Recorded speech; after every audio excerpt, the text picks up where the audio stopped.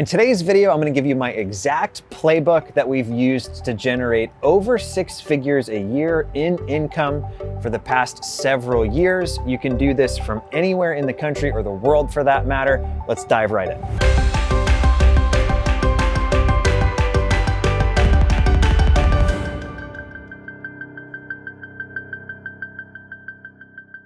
Some of you guys are like me and you're super bitter and you're like, oh, I'm gonna learn how to make money, right? This is like a course upsell or a mastermind or something. No, I don't have a course for this. I don't have any programs for this.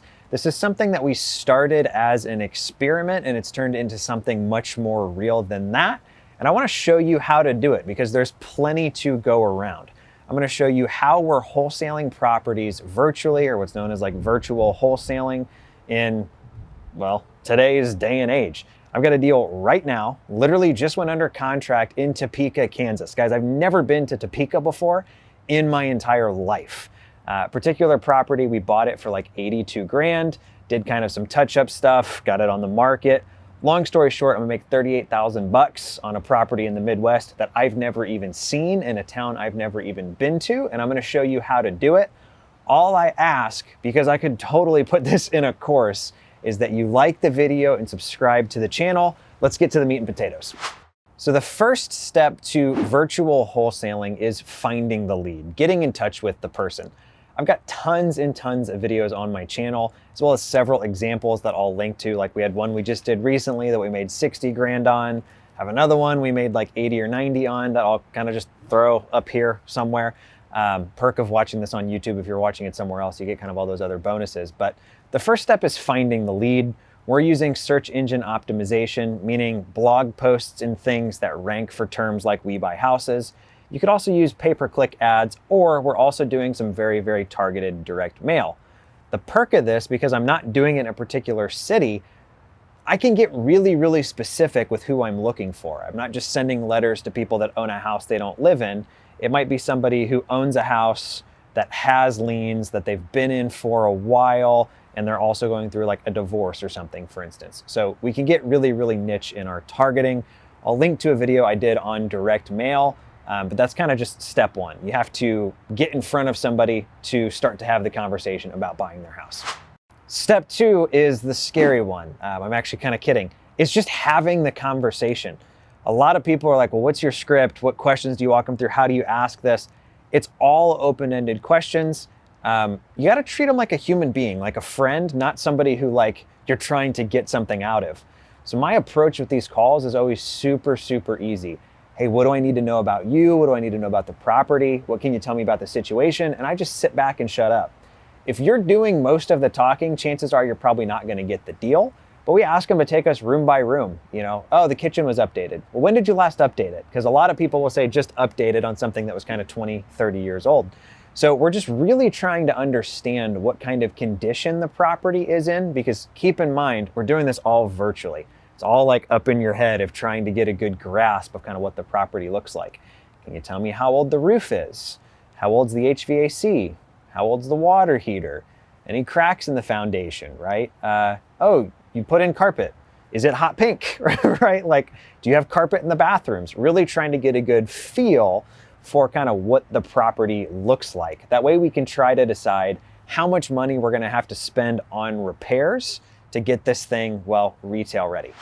I've heard the expression before that if you're wholesaling, you don't have to count the nails, you just gotta know that you're gonna need a box. So our approach on these virtual deals is 10, 20, 30 per square foot. So let me explain that real quick. If I'm talking to a seller and it sounds like the house is perfect, it's probably a newer built, right? Built in like 2008, 2009, we assume just $10 a square foot for carpet and paint. Now this is gonna vary per market. Like down here in Florida, it's actually a little bit more than that, but that's kind of what it is back in the Midwest. So if it's a 1,200 square foot house, I can assume it needs $12,000 worth of work. Now, the $20 a square foot is if it needs carpet and paint, but also maybe a kitchen or a bathroom or both. So that same, 1,200 square foot house would be $24,000 is what we'd be spending. The $30 a square foot is if it needs pretty much everything. So in that case, we'd be at $36,000. That's assuming we're doing like carpet, paint, kitchens, bathrooms, kind of some other odds and ends. It can go up from there. Like I'm doing a flip right now that we just posted about that I'll link to above. But on that one, it's like a 1,500 square foot house, and our construction's actually gonna end up being closer to 60,000, but we're doing just about everything. But that's kind of a good like rule of thumb just to kind of figure out what you're looking at. That way you can formulate an offer. The next step is gonna be comping out the property or trying to determine what it's worth. I'm actually not gonna walk you through how to do that right here because I've done a whole video on how to run comps through PropStream, as well as another one on how to run comps through Zillow. And I'm gonna link to both of those above so you can go through and check those out if you're following along with this free training. The next one is analyzing the deal to come up with your offer. I'm gonna link to a video I did above on the 75% rule. So kind of quick and dirty math, how we do this. Whatever the property's worth, I'm going 75% of that. So on a $100,000 house, I'm at 75 grand. I'm gonna then subtract out the cost of repairs that we estimated in a previous step. So let's say it needs 10,000 bucks for easy math. I'm now down to 65,000. And then from there, I'm gonna subtract what I'm hoping to make on that property. My minimum that I shoot for is about 8,000 bucks, but that's what we call our max allowable offer, or the most we'll pay. So I'm typically starting below that. So I know on this particular deal, my top offer that I'd wanna give is 55,000 bucks. Now this sounds like a pretty low offer for a house that's worth $100,000, and it is.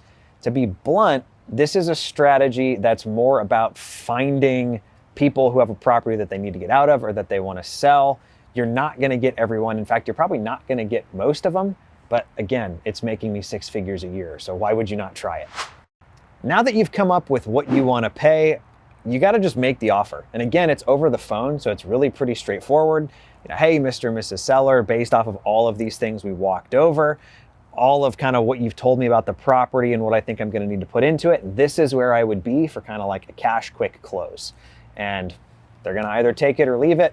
Normally they're gonna tell you that it's lower than where they wanna be, and you're gonna have to do some follow-up or some back and forth to get them across the finish line. If you've made it this far and you haven't subscribed, you should definitely do so. But what we're gonna talk about now is you've got the property, you've got it under contract. We now need to verify the assumptions that we made with the seller.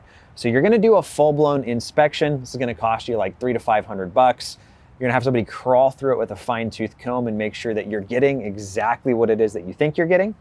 The next thing that we're gonna do is get a BPO, or a broker's price opinion, done. So we're gonna have a local realtor go out, verify that they agree with us on the property, on what they think it would sell for. And this is the person that we're typically gonna end up then giving the listing to get it on the market, to get this thing sold. Now, you are going to have properties where what they told you is simply not correct. It's not necessarily that they were trying to deceive you. It might be that they've got kind of their rose-colored glasses on, thinking that the property's better looking than what it actually is. And in that instance, we're gonna do a retrade. So, hey, Mr. and Mrs. Seller, I got the inspection back, and there's a few things that either you weren't aware of or we didn't communicate clearly, such as blank, blank, blank. And that's when you just basically offer a lower price. So in order to get this deal done, we need to reduce the price down to this to go ahead and get you paid. Does that work for you? If they say no, you're out of the deal and you're out a couple $100 for your inspection. Now, how we're using this model, we are for the most part actually buying these properties, turning around and using a flat fee listing broker. We're gonna pay like $1,000 to get it on the market. And then we're paying like 3% in realtor commissions. So it does require some cash. If you don't have cash, you can use hard money, you can use private money, like, friend and family kind of a thing. I'll link to a video we did about what we've done with like lease options to make these work, but it is a little bit of a more complex structure. But I will go ahead and tag to that. The way you can check that out if you're not sitting on just tons of spare cash to buy properties with. I'm literally just sitting here chilling in my backyard during the snowpocalypse. I am wearing, what do you call this? A cardigan, a jacket. It's warm, it's fuzzy. And we just wanted to kind of give you guys our playbook for this. I didn't take a course on this. I don't have anything to sell you on this. I'm happy to answer your questions on these, but I figured, COVID and stuff going around, I think most of us can use a little bit more money.